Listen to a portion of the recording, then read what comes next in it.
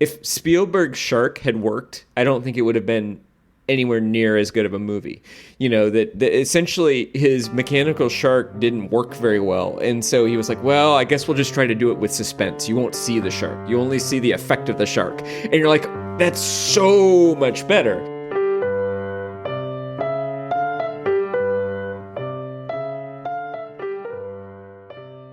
Let's jump into Bram Stoker's Dracula. Well, we start with Jonathan Harker's journal. He's a young solicitor, which is something like kind of like a lawyer / accountant, as I understand it. And he's been sent to Transylvania on his employer's behalf. I can't quite remember the old man who he works for. Hawkins. Hawkins. There's a preponderance of R sounds. There's Jonathan Harker. There is Mr. Hawkins. There's a moving company that becomes significant at some point. That is the Harris Moving Company. Yep. Bram Stoker. I don't know. Maybe his name dictionary. Maybe somebody went and tore out all of the entries except for H. Could be. Hawkins is also a Dickensian name, and I bet Bram Stoker's a fan of Dickens too. Also, the name of the town in Stranger Things, which I was like, I think that might be something. Yeah, I bet it is. And the Russian ship is called the Demeter, which is the name of the ship that gets stranded in Scavenger's Reign, and that is 100% an allusion to Dracula. I'm sure. But so anyway, we have he's a young man. He's been sent to Transylvania, and at first he's kind of excited, maybe a little bit nervous. But as he's nearing his client, who is an ancient Carpathian mountain count, or from an ancient family, we don't know that he's ancient. Harker's, staying at various inns in the area in Transylvania, and he starts encountering these clues that something is wrong. Just bad omens. But eventually, after kind of an eerie coach ride, he arrives at Castle Dracula, and the old count welcomes him warmly and is quite friendly, and cooks him or prepares a delicious meal, and at first is quite affable and charming, and so Harker's put at ease, but then after a day or two starts noticing odd things about his host, Count Dracula. Doesn't seem to eat, doesn't appear during the day, and then things get even more and more disturbing. We see he has visions or dreams of vampire women. There's the strong implication that a child has been murdered and perhaps feasted on by Dracula and these women. And Harker decides he needs to escape. And I'll kick it back to you. Yeah, there's a bunch of the Count doesn't show up in mirrors, and then smashes Harker's shaving mirror. Harker cuts himself during that scene, and the Count is almost sort of driven into like a blood frenzy, as it seems. Harker watches him climb like head first down a like vertiginous cliff. Right. Things are weird. And then Harker follows suit. He actually also scales the wall, goes to the Count's chambers and finds him asleep in a coffin, and sort of resolves to try to kill him with a shovel, but at the last second is kind of deterred. And then Harker kind of begins to realize that he is in fact a prisoner. And that section of the novel ends sort of obliquely with us not being totally sure about what has happened to Jonathan Harker. And we're transported back to England and kind of tossed into what at first feels like a Jane Austen novel, comedy of manners, right? About there's this like very attractive young woman named Lucy Westenra who has 3 proposals in one day, and she's sort of decided on one of them. And there's some scenes with the other 2 suitors. There's a strong relationship between Lucy and Mina Murray, who is Jonathan Harker's fiance. So we sort of get this like inverted pattern as Lucy's fortunes romantically are rising and Mina's are falling because she can't, she doesn't hear from Jonathan for months, and she's starting to get more and more worried. We have the three suitors, Arthur Holmwood, who is Lucy's fiancé, and then Dr. John Seward, who also proposed to Lucy. He is the superintendent of an insane asylum. And then Quincy Morris, a sort of minor character who is a Texan, whose dialogue is absolutely amazing. Yeah. But another frustrated suitor of Lucy's. They live in a town called Whitby. And one of the first things that we discover, there's a storm and a mysterious Russian ship appears sort of at full sail, which would be a terrible idea in a storm. And it actually sails directly into the harbor and runs itself aground. The entire crew is dead or absent. And we discover the captain has sort of lashed himself to the steering wheel, and a giant dog jumps off of the boat and disappears into the countryside, and never to be seen again, except that some other animals are quickly found dead, slashed open, their necks cut, that sort of thing, within the next few days and weeks. And I will kick it back over to you. Yeah, it's not clear to me if Mina lives in Whitby or is just on like a long holiday there. Because she also seems to have homes in London, as does Lucy. But they're both in Whitby for a while, though 1 point one's in London and one's in Whitby, and they're writing each other. So while all this happens, John Seward, the superintendent of the insane asylum, is he's a minor character in Mina and Lucy's correspondence, but we're also reading his journal, and he's encountered a very odd patient, Renfield, who he calls a zoophage, who wishes to eat living things, including at one point flies, and then spiders, and then birds. And he also suggests that he has a master who is coming to London. We also get to read the ship's log from the Russian vessel, the Demeter, and it appears that somebody has I forget the term when somebody sneaks onto a ship. There's a stowaway who appears to be murdering the entire crew, and the captain catches sight of him but refuses to abandon ship and instead lashes himself with a cross to the steerage. Lucy starts sleepwalking, and Mina notices 2 puncture wounds on her neck, and also one point follows her sleepwalking and seems to spy a dark figure hovering over her when she's sitting on a bench somewhere. There's a lot of things that are happening at once. We learn that Jonathan is safe and has turned up in a convent or a hospital in Budapest, and there's like a nice nun who's been taking care of him, and he doesn't remember. He's been kind of raving about terrible things. Meanwhile, Lucy is starting to fall into poor health, and she's showing signs of blood loss. And so Seward is alarmed enough that he calls for his Dutch friend and mentor, Dr. Abraham van Helsing, who comes from the Netherlands to help out. And Abraham Velsing is very charming. He speaks in a very amusing version of English. Totally. He has a theory about what's causing the illness, but he won't say it. And this is sort of actually mirrored by the nun or nurse in Budapest not recounting Jonathan's ravings, when he's dreaming.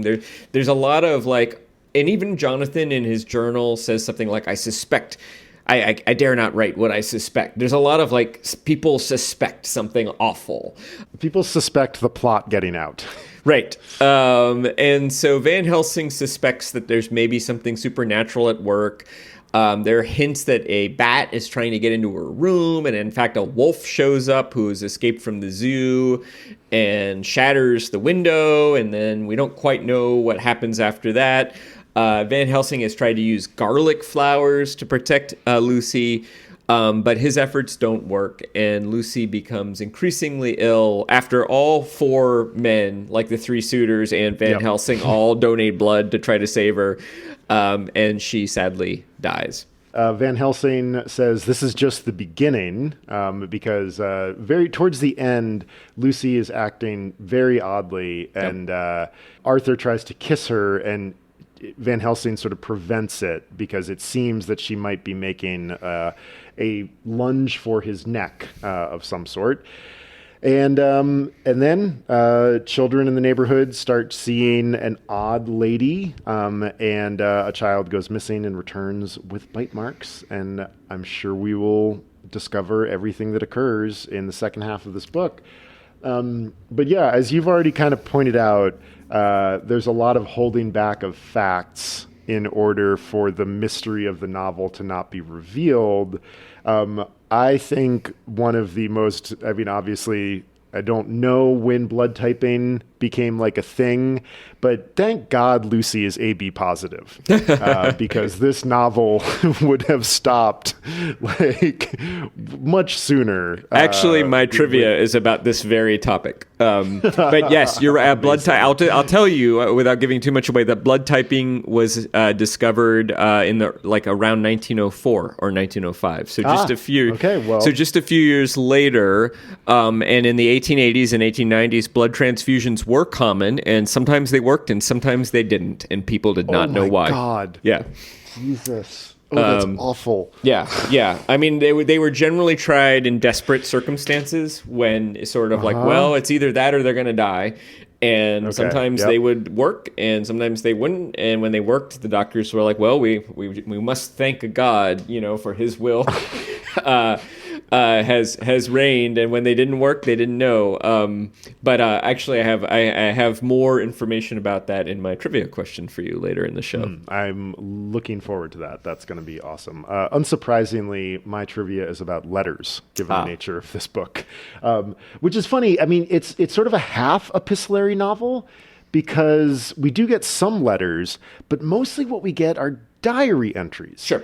And I don't know, I was sort of they're all documents. Everything we're reading has been written by somebody, either as a diary. In some cases, it's newspaper correspondence or newspaper articles or telegrams but everything. It's as though the whole novel is a scrapbook that's been assembled from letters and documents and other things. Yeah, it's this wild collaging. Did you read the very short foreword? No. that fits. Or just sort of something like the reader will determine the circumstances that all of these writings have come together, or something to that effect. Yeah, totally. It's the closest thing that we get to a frame. Yeah. And a little bit of, and therefore, sort of reminds us of all the other great framed narratives that are out there. But yeah, there is sort of a funny tongue-in-cheek nature to the foreword. How these papers have been placed in sequence will be made clear in the reading of them. Of course they will.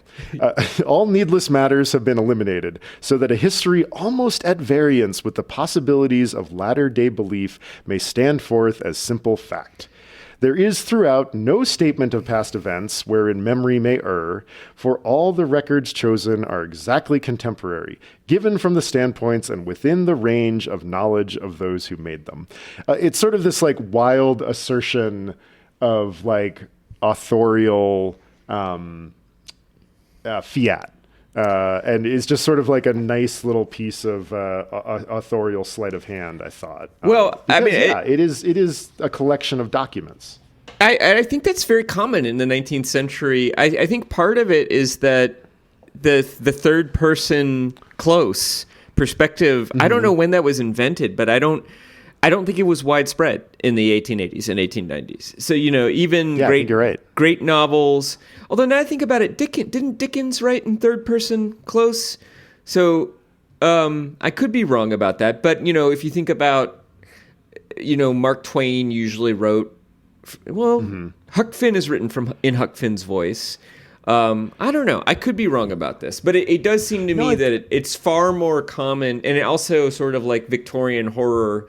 It's just far more common for there to be a first-person novel, or to be even this sort of notion of some device of where you have people sort of, I hear the sounds of the cart drawing, I must conclude this letter. And then it goes on another 3 pages, and you're like, you must have made the cartman wait like a half hour before people could write.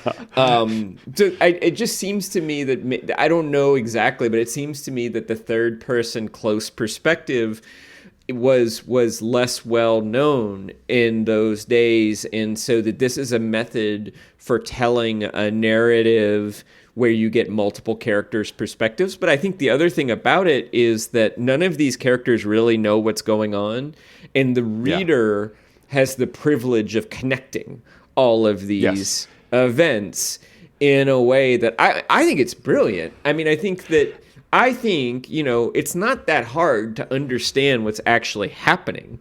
And maybe that could be the benefit of being a 21st century reader and sort of knowing the Dracula story as almost like a canonical one. Even though I'd never seen a Dracula movie, I've pretty much only encountered Dracula through satire, like Transylvania 65000, or like Count Von Count, or watching Ed Wood about Bela Lugosi. Like I've never watched a Dracula movie. I actually really want to now. But the entire time I feel like I know what's going on. And actually that gets to my next question, which is, what is the first piece of violence that you can remember that we actually witness, like as opposed to happening off stage or implied violence? Right. Yeah. I mean, I think it's the attempted murder with the shovel in the crypt, but it's not really a piece of violence because he isn't able to carry through with it. And I think that's the important part, is that there's like the nature of vampires is that they are charming and terrifying. Right. And that's kind of what puts Harker off. Even though we also know that, he probably wouldn't have been able to kill Dracula with a shovel. That's the first one that jumps to mind, even though that's kind of a half answer. And I'm trying to think of where we might see it next. I think there's only one or two. There's the only other thing like that is Renfield stabbing Seward in the arm with a dinner knife. And then this hilarious like fight between Renfield and some like day laborers. Yeah, who have to get bought off by Renfield's assistant. And they're quite put out by it until they're bribed or they get a few drinks. But my point here is, that's all there's a tremendous amount of violence in this story. It's all pretty much all off scene, right? There's a moment where the three vampire women, Dracula's brides, we don't know if they're real or not, but they appear to Harker in a dream. And there's a moment where Dracula shows up and says, you can't eat you may not have this young man. He's mine. And they say something like, will we have nothing? And then the implication is that Dracula has a child in a sack, and then we don't know what happens, but the mother of that child shows up. I guess I think we see the mother attacked by wolves, right? That we do actually see that. So that's another example of violence, but we're led to believe that Dracula and his brides have murdered and consumed this child quite horribly. We're also led to believe that Dracula has been getting into Lucy's room and sucking her blood at night. And then we're led to believe that Lucy has been revived, as an undead creature and has been sucking the blood of these children at night. None of that is spoken. We don't see it. Right. Nor does anyone ever tell us that. It's all clues, and I just think that's brilliant, and I think I don't know. I mean, it's not what I expected, and I thought this novel was going to be a lot more violent and terrifying in that way, and all the horror comes from implication and the reader's capacity to put these various clues and signs and this mood together and create their own narrative from that, which I just think is brilliant. Well, think about the horror movies that you have seen. Like, what are some things? This basically goes into my next question, which I'm stoked that like yours is leading into this one, because you're right, there isn't much violence, and I hadn't noticed that.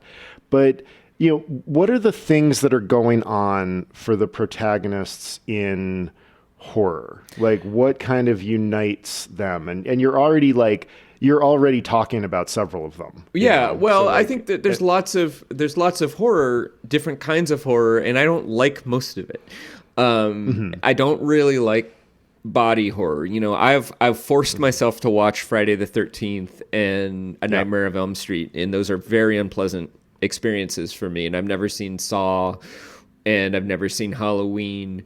But I've watched enough of those slasher movies to know that the protagonist it keeps finding the evidence of, there's a murderer stalking us, and the protagonist is encountering more and more evidence about what is happening and why, and finally learns enough about the mysterious killer in order to temporarily defeat the monster. Almost always, it's almost always a female protagonist and almost always a male killer, which Dracula has in common.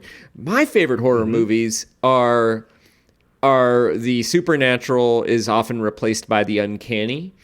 And the protagonist knows very little, but what the way in which it's horrific is the mood and the sense that violence could occur at any moment. And to me, the greatest example in the modern era of that is The Shining, of which there is only one act of violence in the entire movie. Right. Now, there's attempted violence, but there's only one murder in the entire movie. It feels like a horrifically violent and terrifying movie to me. But I think that similar to Dracula, The Shining is playing on the uncanny and the sense of suggestion. And the way in which both in this case, the watcher, in our case, the reader, is piecing together what is happening and becoming increasingly concerned for the sympathetic protagonist. I think another great example of this in recent years is Get Out. Where you don't really figure out what's happening until like the final act, the final third of the movie. And at that point, it sort of becomes a kind of entertaining adventure movie. The horror of Get Out is this sense that something is wrong, but we don't really know what it is. And also maybe it's not wrong. Like the protagonist in Get Out is very much in the position of Harker in Dracula's castle, which is he can't let on that he thinks something is amiss because, at least for the time being, everybody's pretending that nothing is amiss. And kind of like the same thing with Jack in, the Colorado Hotel or whatever, the hotel that he's in The Shining, yet nobody can really... there's something about the situation that keeps anybody from acknowledging that it's actually horrific, too. Yeah. So I think you're nailing like all of it, and then the final little piece that I would ask is like thinking about all those movies that you just talked about. So and books. So Dracula, The Shining, Get Out, even the slasher films. What would you say about the agency of the protagonists in like the first half or the first 2/3 of I would say the protagonists have almost no agency in and then often in the final act the protagonists claw back some enough agency at least to. I mean, Jaws is another great example too. Yes, and I think Jaws is also an example of one that succeeds in spite of its technical. Like if Spielberg's Shark had worked, I don't think it would have been anywhere near as good of a movie. Essentially his mechanical shark didn't work very well, and so he was like, well, I guess we'll just try to do it with suspense. You won't see the shark. You only see the effect of the shark, and you're like, that's so much better. And then when you do finally see the 30-foot Jaws emerge, that's fine because the buildup has been so great. But like if you were to see that model the entire time, I think it would get boring pretty quickly, as proved by hundreds of other shark horror movies, none of which are anywhere near as good as Jaws in my opinion. But I think you're right that the characters have very limited agency, and it's so frustrating.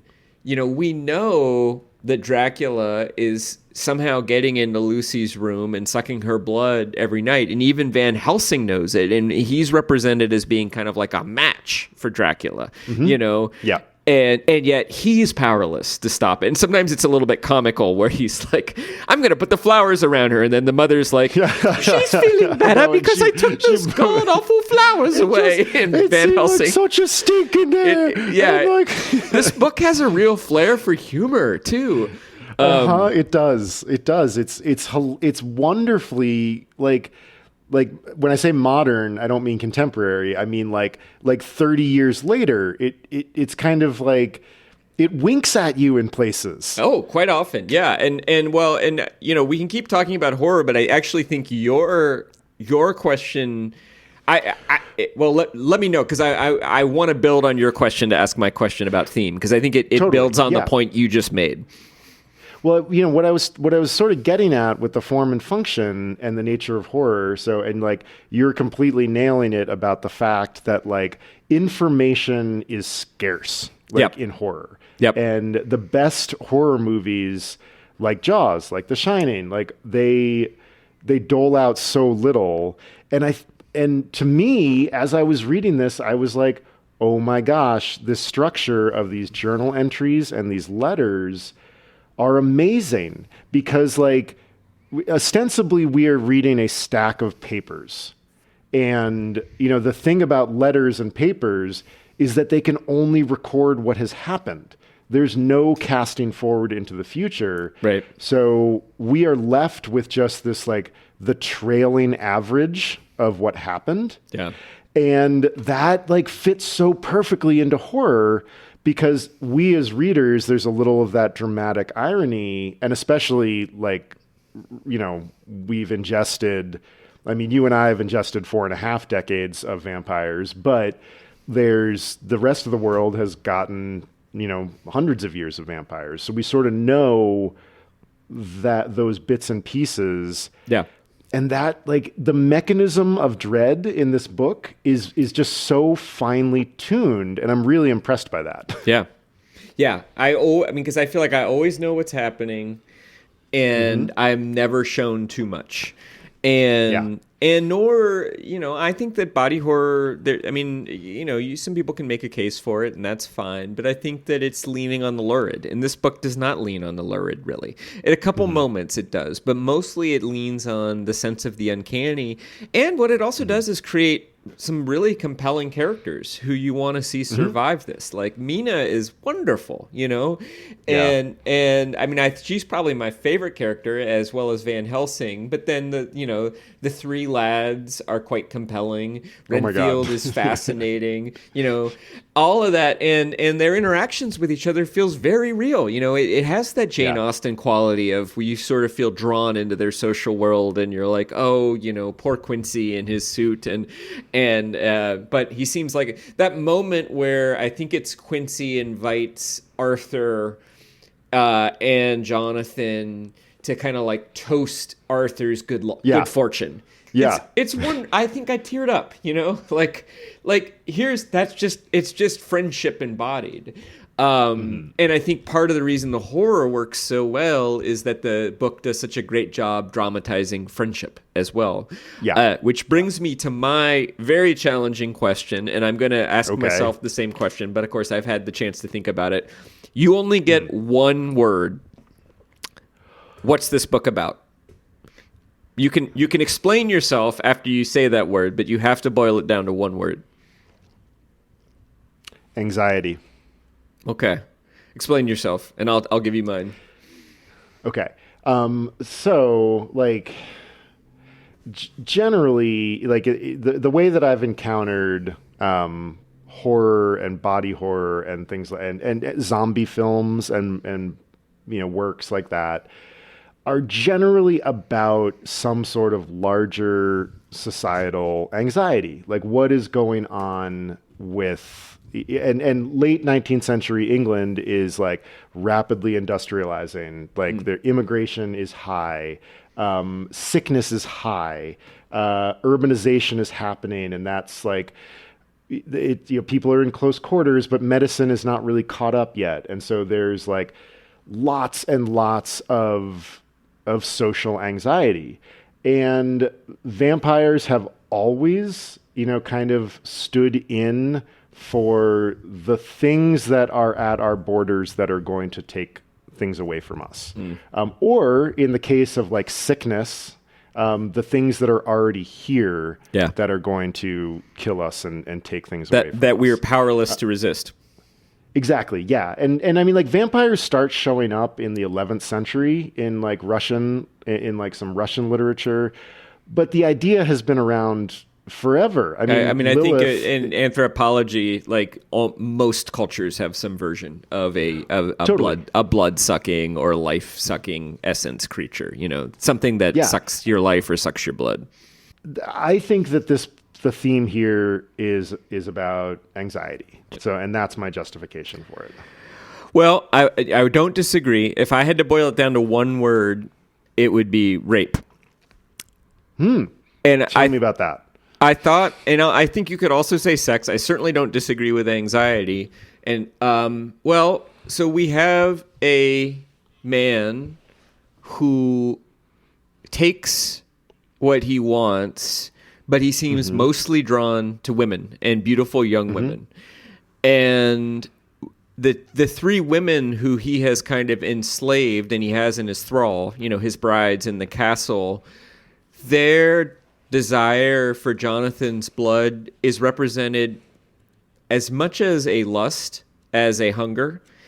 And and even when there's this moment where one of them is about to bite into Jonathan's neck and Dracula stops her. And in that moment, Harker admits to himself that he has a kind of pleasurable anticipation. And so I think the act of vampiric violence is very much a stand-in for sex. And it's not even hidden. When Lucy becomes sort of vampiric, at various times in her illnesses, she seems more vampiric than other times. And at her most vampiric, she's seductive. And she's asking for a kiss. The vampire women call biting Jonathan's neck a kiss. And Dracula is this powerful man who uses his wealth to go wherever he wants in the globe. And if he sees a young woman he enters her bedroom and takes what he wants from her. And I think, this is a time, Victorian England, where it's really, really hard to talk about sex. They don't really talk about sex. It's all very oblique. And so, I mean, and that's not to say it's not about anxieties around, immigration and globalization and industrialization too. But to me, the central, it's a story about a rapist. Well, yeah. I mean, it can also be, it can be an anxiety about intimacy. Right. Like in some ways, like Dracula could be like the original incel. Yeah. Well, he is kind of like a Silicon Valley billionaire incel. Like he's powerful. He's kind of unstoppable, and he wants to live forever, and he's willing to destroy anybody that stands in the way of living forever.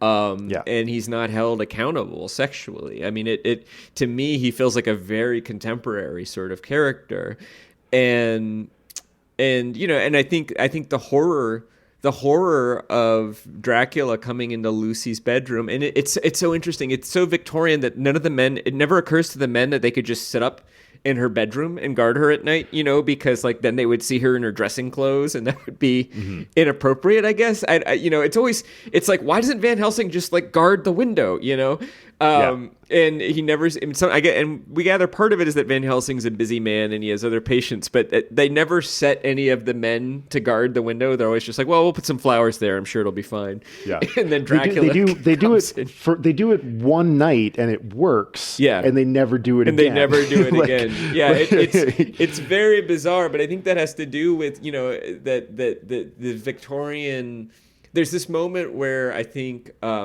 is it Jonathan Seward admits, he says he can't really examine Lucy because she's his friend's fiance. Yeah. Like, right. There's this thing about like, again, intimacy, right. Like that it's not right for him to do that to his friend's fiance and a woman that he desired. Yeah, exactly. And then, I mean, it's a really interesting moment too, where Jonathan Harker in his journal refers to Dracula's brides as as women, and then he says, no, they're not women. Mina is a woman. They're something else. And Mina is his fiance, and once they get married, one presumes they're going to have sex and have children, but only in that context, right? So that and it's understood they have sexual desire. Mina has this moment where she admits to being relieved that Jonathan, I think that the Hungarian nurse tells her, don't worry, it's not another woman, and Mina has to confess to some relief. Like there is a sexual attraction between them, but it's something they can't even really speak of, and it's only acceptable in the form of marriage. And so there is this. The creatures that are overt about their sexual desire are the vampires, and they frame it in sexual terms. Like the lady vampires actually say, there's enough of the young man for all of us to have a kiss. I think they say at one point. Yeah, by which they mean, maybe literally kiss, but also drink his blood. Yeah. And I mean, these are the big themes of like the gothic horror time period of like secrecy, and like keeping women's sexual parts secret, but then also the violation of that. And like you see that in like all of these gothic horror novels, like the woman is like usually shut up somewhere. And there's a lot of like metaphorical stabbing, and things like that. And I think you're right that it is about, I think we can both be right. Like it is about the anxieties in this particular case of like sexual, like mores. Yeah. Yeah. Do you want to move on to your Chris Craft Corner? Yeah. I mean, one of the things that I'm so digging about this book is, I think the writing is great. There are moments when it is slightly overwrought, but again, like this is it's a page-turning gothic horror novel. It's gonna be a little overwrought. It's gonna be big. But that's my least favorite moments are sort of when people are sort of like, oh, it was so horrific that I could hardly bear to stand it. I'm so overwhelmed by the horrific horror of the horrorness of the horrificness that I'm encountering.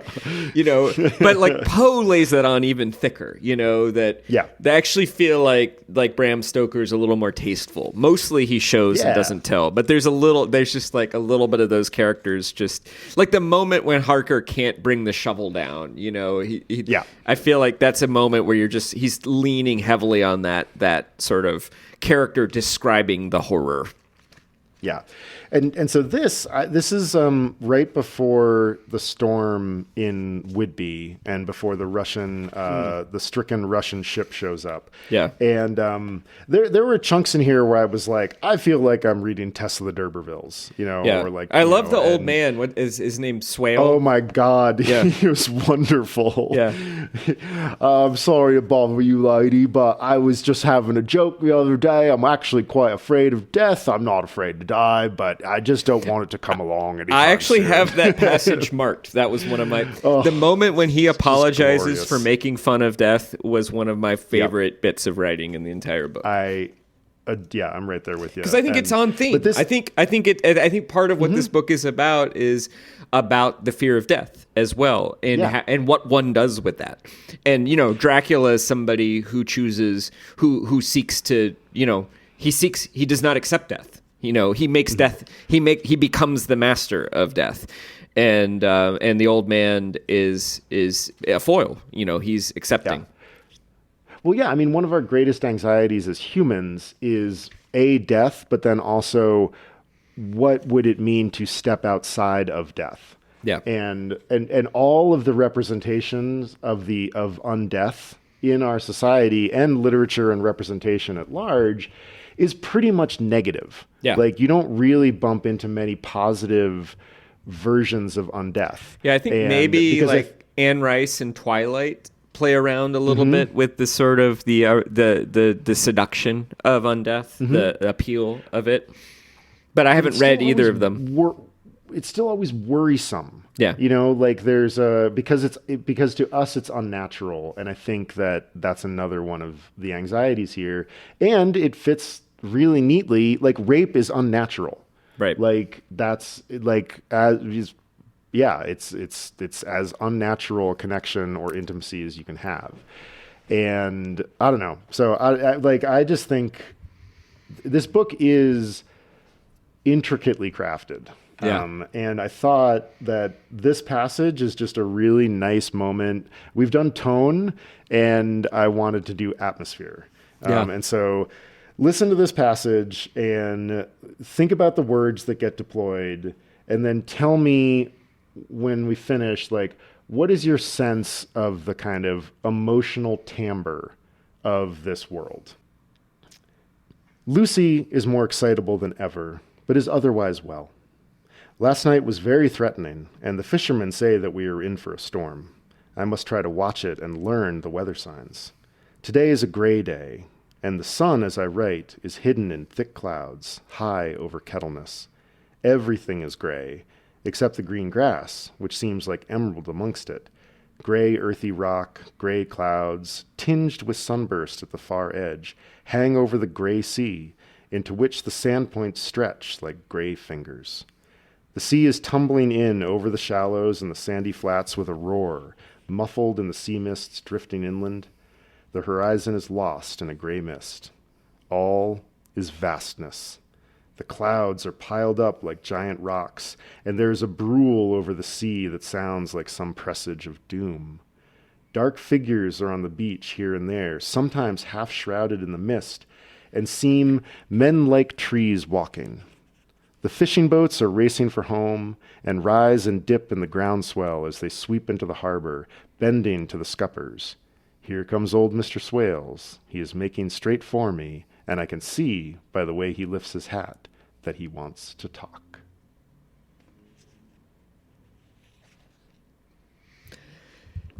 It's interesting because there's a beauty to it, God, with the emerald green, but then there's, I think, a strong sense of the unknown and the foreboding. You know, the fishing boats are racing for home. There are figures in the fog. And I think there's maybe an allusion to Hamlet, with men like trees, like that feels sort of Macbethy, that there's something out there that might be a threat.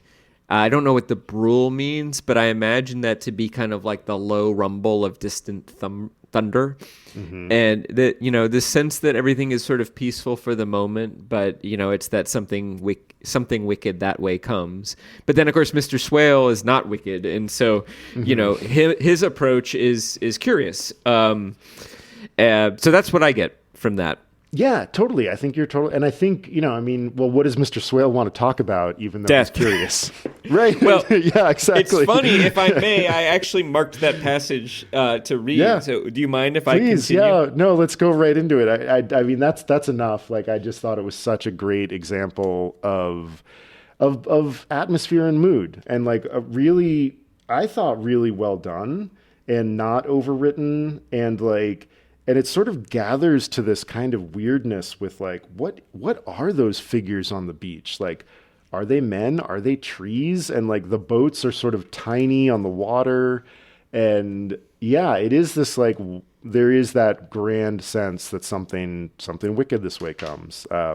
But yeah, jump into what Mr. Swale says. So he sits down next to her, and he holds her hand, and then he says, "I am afraid, my dearie, that I must have shocked you by all the wicked things I've been saying about the dead and such like for weeks past, but I didn't mean them, and I want you to remember that when I'm gone. We old folks that be daffled, and with 1 foot abaft the crook hole don't altogether like to think of it, and we don't want to feel scart of it. And that's why I've took to making light of it, so that I'd cheer up my own heart a bit. But Lord love ye, miss, I ain't afraid of dying, not a bit. Only I don't want to die if I can help it. My time must be nigh at hand now, for I be old, and 100 years is too much for any man to expect. And I'm so nigh it that the old man is already whetting his scythe. You see, I can't get out of the habit of coughing about it all at once. The chaffs will wag as they used to. Someday soon the angel of death will sound his trumpet for me, but don't ye dole and greet my dearie, for he saw that I was crying. If he should come this very night, I'd not refuse to answer his call, for life be, after all, only a waitin' for something else than what we're doing, and death be all that we can rightly depend on. But I'm content, for it's coming to me, my dearie, and coming quick. It may be coming while we be looking and wondering. Maybe it's in that wind out over the sea that's bringing with it loss and wreck and sore distress and sad hearts. Look, look, he cried suddenly. There's something in that wind and in the host beyond that sounds and looks and tastes and smells like death. It's in the air. I feel it coming. I ord make me answer cheerful when the call comes. He is extending the foreboding, but then I think he's also, again, I think we're foiling Dracula here. You know, Right. he's not denying death. He's accepting it. And in fact, death came for him in that, you know, we don't know if he has a heart attack and dies of old age or if he's one of Dracula's victims, but he turns up dead the next day, I believe. Yeah, real soon. And I mean, it's this book is great. Yeah. It's really well written. I think you're right. We get this like horrible foreboding, and then we get this very human character who admits his fear, but says that he hopes he can face it properly when it comes. Yeah. And of course, that's the thing that Dracula doesn't do. That's what Right. makes him inhuman, Right. is that he does not face death bravely. He steps aside about it. Right. And that's the whole unnatural situation that we're in that is causing the horror, that is causing the anxiety, that is about the sexual problems. This is a world that is going off the rails because of this violation that Dracula kind of, He embodies. inflicts upon it. He's embodies, violating exactly. all sorts of things. He's violating all sorts of orders that, and you know, there's a slight religious tinge to it, although it's subtle, right? We never talk about God, but there's the cross and the mention of the Lord. There's the sense of that, but then also, I think there's other foiling in the bravery and in the friendship, you know, that Lucy and Jonathan's companions show, you know, throughout the book too. And I think will continue to show in the second half. We've sort of hit my question about larger anxiety, leaving, I think you've got a reading and then a question about food, but we've also got to get to our mid-roll Patreon announcement. All right, well, why don't we do that? And then I would love to do both of my things, but I think I can do them both quickly. So do you want to do Wonderful. Patreon? Yeah, everybody, we have a Patreon. We have had a Patreon for some time. We have a link in the show notes every time we publish. But also, if you just go to Patreon and you search for Upper Middlebrow, you will find us. And the show does have expenses that Jesse and I cover because we love doing this, and it's a way for us to hang out and talk about books and movies, and we hope that you guys enjoy it as well. But we do have some costs associated with production, and if you want to throw us a few dollars a month, we have some gifts for you in the order of some bookmarks that are done up in the Upper Middlebrow seasons. And we also have some opportunities for you guys to get some editorial time with me or Jesse or both of us, which would be really, really fun. We are both creatives and writers and editors, and we're really good at it, and we can help you streamline, edit, revise, ideate, anything that is creative that you are trying to crack, and we would really enjoy working with you. So if there are some ways that you could support us, we can help you with some lovely bookmarks and also with some editorial help. And you can find us at patreon.com/upper_middle_brow. And on that note, on the topic of atmosphere, I'm going to save my question for the very end because it's kind of fun. Okay. I just want to read this passage. This was one of the first moments where I was reading this where I was like, oh, this is really good. And so we're in Jonathan Harker's travel log, and you and I were texting about this. It's almost like travel writing. You know, he's like, I stayed at this really lovely inn, and the people here are interesting, and there's Serbs, and they talk this way, and Croats, and I had paprika chicken. It was good, but it made me thirsty. And so he's taking a carriage And he's supposed to meet Count Dracula, and we have this sense that the peasants who are taking him on this trip, they know who and what Dracula is, and they're kind of trying to save him, but they don't want to defy Dracula. So what they're doing is they're arriving at the rendezvous early, so Dracula won't be there, and then they could just take Harker onto the city and say, oh, sorry, you missed Dracula. Oh, well. I'll just start reading right here. There's no carriage here. This is the driver talking. The hare is not expected after all. He will now come to Bukovina and will return tomorrow or the next day. Better the next day. Whilst he was speaking, the horses began to neigh and snort and plunge wildly so that the driver had to hold them up. Then, amongst a chorus of screams from the peasants and universal crossing of themselves, a caleche with 4 horses drove up behind us, overtook us, and drew up beside the coach. I could see from the flash of our lamps and the rays on them that the horses were coal-black and splendid animals. They were driven by a tall man with a long brown beard and a great black hat, which seemed to hide his face from us. I could only see the gleam of a pair of very bright eyes, which seemed red in the lamplight, as he turned to us. He said to the driver, "You are early tonight, my friend." The man stammered in reply, "The English hare was in a hurry," to which the stranger replied, "That is why I suppose you wish him to go on to Bukovina. You cannot deceive me, my friend. I know too much, and my horses are swift." As he spoke, he smiled, and the lamplight fell on a hard-looking mouth with very red lips and sharp-looking teeth, as white as ivory. One of my companions whispered to another the line from Burger's Lenore, "Den die Toten reiten schnell," for the dead travel fast. The strange driver evidently heard the words, for he looked up with a gleaming smile. The passenger turned his face away at the same time, putting out his 2 fingers and crossing himself. "Give me the hare's luggage," said the driver, and with exceeding alacrity, my bags were handed out and put in the caleche. I mean, talk about like hints and foreboding, yep. Right? Totally, yeah, and just so brisk and efficient. Like there isn't anything extra in here, and it's really clear. And like it's really good with its action and where the camera is pointing. Hilarious little moments with exceeding alacrity. My bags were handed out and put in the caleche. Yeah. Because they're fucking terrified. Yeah. All right, give them the bag. Yeah. Although when you say there's nothing extra, I would argue that perhaps the inclusion of Burger's Lenore in the German and English from a peasant who just happens to be, like, I don't know that poem or that poet, but the fact that that's, that a peasant in a crossroads in the middle of the Carpathian Mountain chooses to quote a German poem is a bit much, but not in a way that bothers me at all.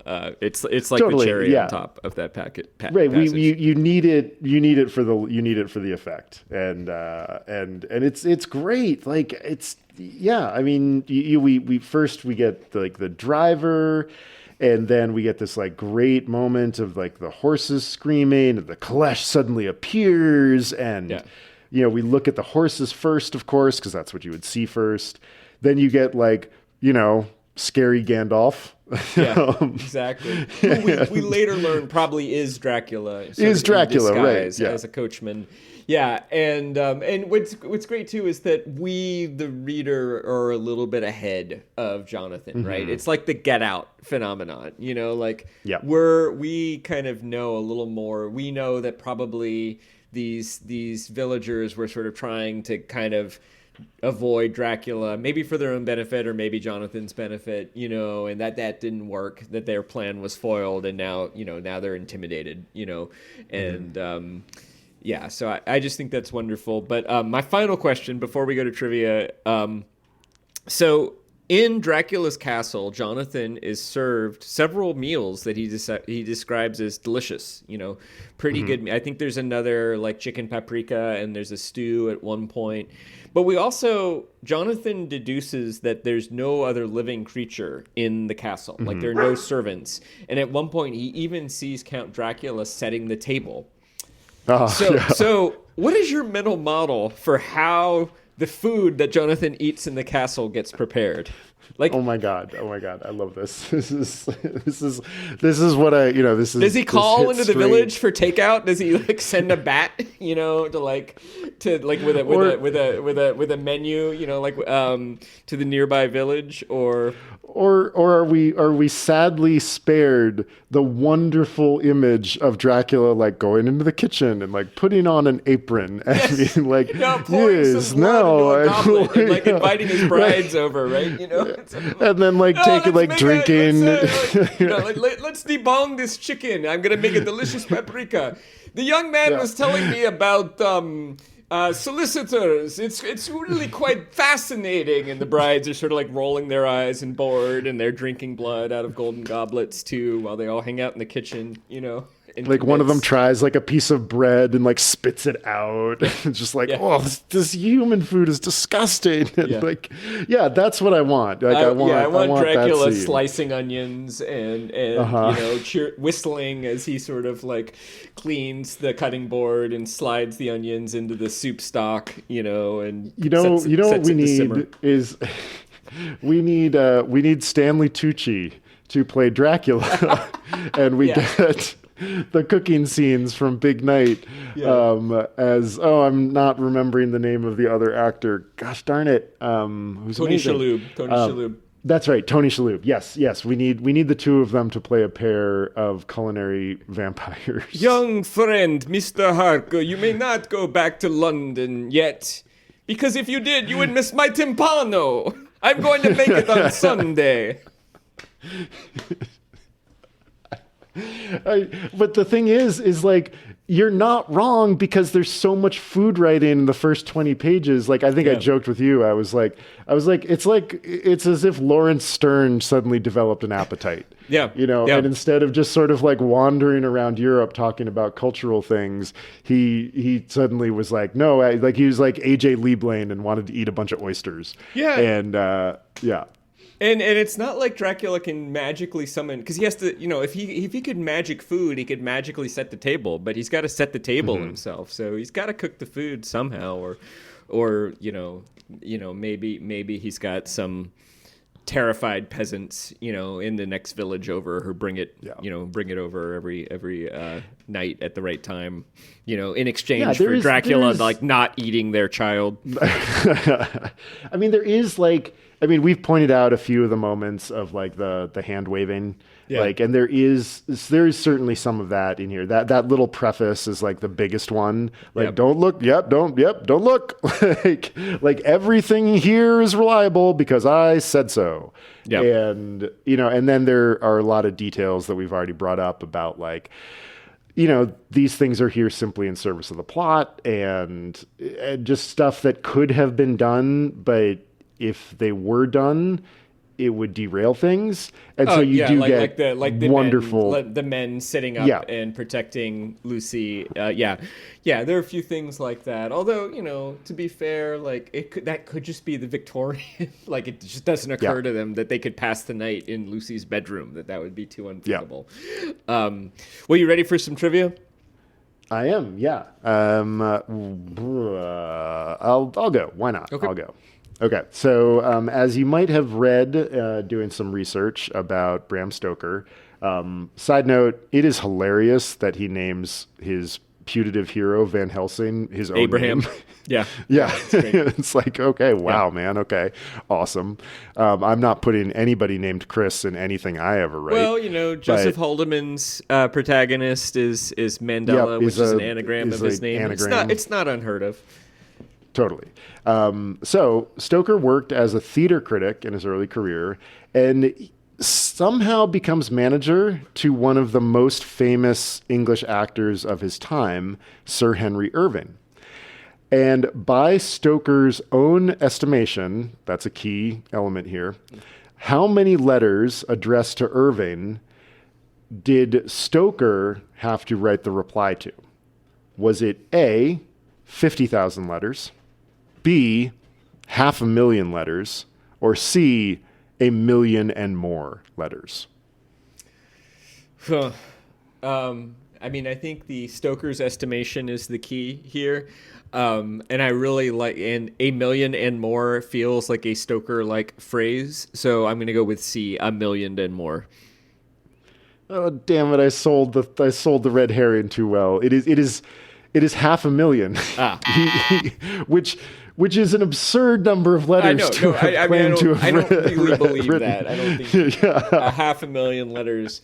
I mean, we do some quick math, but like that would be something like 1,000 a day for 3 years. Yeah, Yeah, it would be insane. It would be presumably life crushing. But I thought that was a hilarious detail because it also turns out that Bram Stoker was not a great person and might have been prone to flights of ego. Yeah, interesting career, right? He basically was an assistant and a theater director until his 50s or 60s, when Dracula hits. And that's too bad because I do enjoy his writing. And I was reading about some of his other books, and there are a couple that seem intriguing that I think I might check out at some point, just because I'm like, if they're even half as good as Dracula, that'd probably be a pretty good read. I'm surprised how much I like this. I really like this. I'm really enjoying this. I'm really looking forward to reading it whenever I sit down to read it. Yeah. So blood transfusions are an important part of the plot, as we've discussed. And as I mentioned before, blood transfusions did exist in this time period, but the fact that they seem to work each time is unlikely. It's possible that they could. It could just be that the four men and Lucy were reasonable matches, but there was no knowledge of the ABO system in the 1890s, so blood transfusions often failed, and sometimes worked really well, and the doctors didn't know why in the 1890s. There were a number of experiments to try to make blood transfusions more successful. Which of these experiments was performed in the latter half of the 19th century to try to improve the success rate of blood transfusions?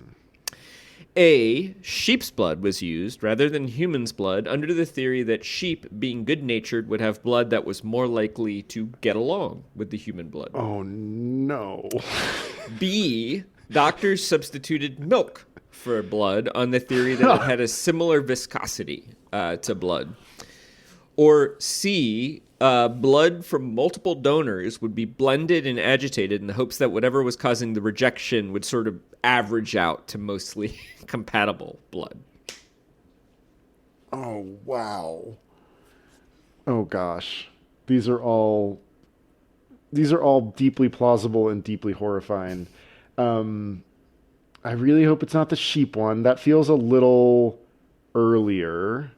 Like that feels sort of in the biles and humors kind of era of medicine, though I might come to regret that. Gosh, the third one feels like they're sort of scrabbling at the edges of the correct science. But the milk one is just horrifying enough that I'm going to go with the milk. Man, you're on a tear. You got it. And You're absolutely right that sheep's blood was used in earlier, early 1800s, and they sort of figured out that wouldn't work. Interestingly, one thing that they would sometimes do that did sometimes work was just saline, and because that would just increase the perfusion pressure, which often would be enough if a patient was really in severe exsanguination, that might be enough to get them through to where their body would start producing more blood cells. That did sometimes work. It's also apparently true that even sometimes the wrong blood would not. Often it would sort of fail to mix, or it would coagulate. But sometimes they could get away with that too. It's kind of fascinating, but blood transfusion before 1900 was a crapshoot. You just cross your finger. Especially if they're injecting milk into you. And actually, so interestingly enough, the milk did not always fail either. There are apparently instances. I guess because it's just adding volume, right? Totally. Yeah. Saline is much better, but Yeah. but I guess you're right. Like If the milk doesn't have any 'cause- bacteria in it, and it doesn't cause a clot, what if it did have bacteria? Milk has so Yeah. much bacteria in it. Pre-pasteurization. Holy crap. yeah. Oh my God. Yeah. Whoa, Well, usually horrifying. if you were getting a blood transfusion in those days, you were pretty much on death's Yeah. door anyway. So, Yeah. Good. all right. Well, Lord. everybody, what's next is the second half of this novel. And we'll see if Van Helsing and Mina and Jonathan and their adventurous friends can foil the evil count's plots and his intrusions into the boudoirs of various young women throughout London town. Thanks for listening. Upper Middle Brow is a Small Point production. Chris Bagg and Jesse Dukes nervously balance the books. Music by Ben Pajak and Jesse Dukes. Design and website by Chris Bagg. We are supported by Jenny Grieve and Justin Reich, but you can find us on Patreon, where there are a number of tiers at which you could show your support. And a reminder, Chris and I are both writers and editors and can help you with your writing, podcasting, or editing project. You can see some of our portfolios and learn more at our respective websites, chrisbag.com or jessydukes.com, or you can enroll as a patron at the You Really, Really Like Us tier, which includes some one-on-one editorial time with one of us or the other or both. And you can now find us on Blue Sky. So please do that, and we'll see you next time for the conclusion of Bram Stoker's Dracula. Thanks for listening, everybody. And close the windows.